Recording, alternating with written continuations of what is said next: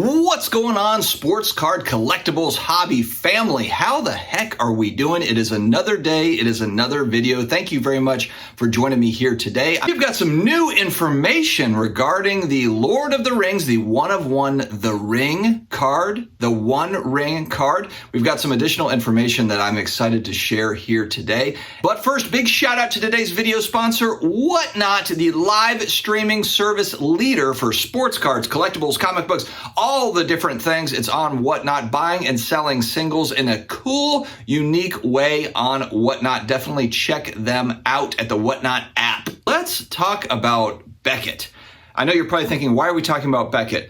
I did not realize that Beckett had gone full bore on their marketing campaign to try to get this card once it was found and graded. Listen to what Beckett offered here, and I'll put a screenshot, I'll put a thingy up here on so you can also see a visual. So first off, they offered a custom one-of-one Beckett label inspired by Lord of the Rings. And again, I'll show kind of a proof, kind of a prototype of what they were thinking here. Pretty cool, frankly, pretty cool looking thing.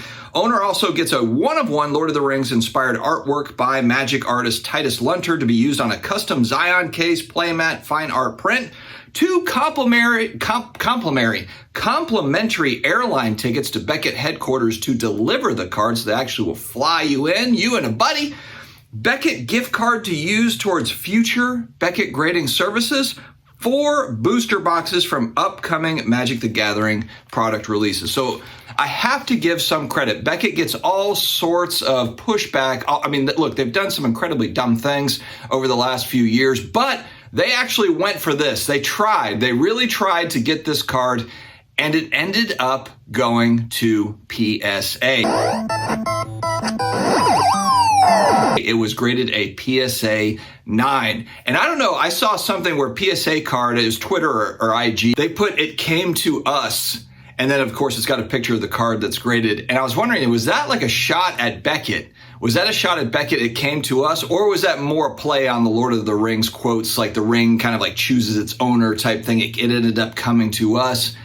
I don't know, or maybe it was a double meaning thing, and I saw a funny meme, Lamine James throwing up basically what PSA had to offer compared to what BGS offered. Frankly, I would have loved to see the card in a tux. SGC would have been the place to go for that, but hey, I'm biased, sponsored by SGC, but they are my favorite grading company, always have been.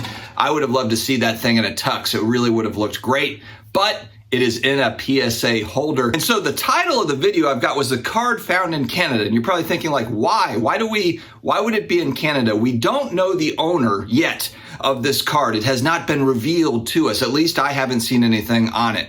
But the reason why I think it was found in Canada is I was watching a live stream. It was on the Because I'm Carlos YouTube channel. I'm glad I watched the first 30 minutes of the live stream because Brad, the owner of PSA Canada, had a really cool story about this card. So he is a huge group submitter for PSA in Canada. So he's kind of that guy. He's the go-to for PSA submissions in Canada. So he tells a story about how he actually handled the card. He handled the card, delivered it to PSA to get graded. And he says here in the live stream on his own dime, also something like 20 to 25 people had laid claim to this card. So having to figure out who's actually got the card. And Brad even said, like, the one that he had wasn't a real card. He didn't actually know until got to PSA, was authenticated and so forth. But I just thought that was so interesting. Again, check out, I'll put a link to the live stream in the video description. You can hear it from him yourself. There's some added notes in there that he throws in that were cool. I'm not going to tell the whole story because he tells it best. So definitely check out that live stream. It's the first about 30 minutes and they get into other topics, but very cool that Brad actually got to hold the card and deliver it and so forth. So I don't know if I would want to be the one transporting. It sounds like Brad took it on, so good for him. We also have seen predictably that now that the card has been found, box prices, the collector box prices have moved downward. They were upwards of about $500 for a hobby box, collector box, booster box, and now they are sitting at about $350. Kind of interesting to see what they start to go for. Are they selling at $350? Will they move downward from there? Will they move up? I mean, I'm not really sure. From my understanding, there are other chase cards in this set, but that was obviously the huge chase card with the big bounties attached to it.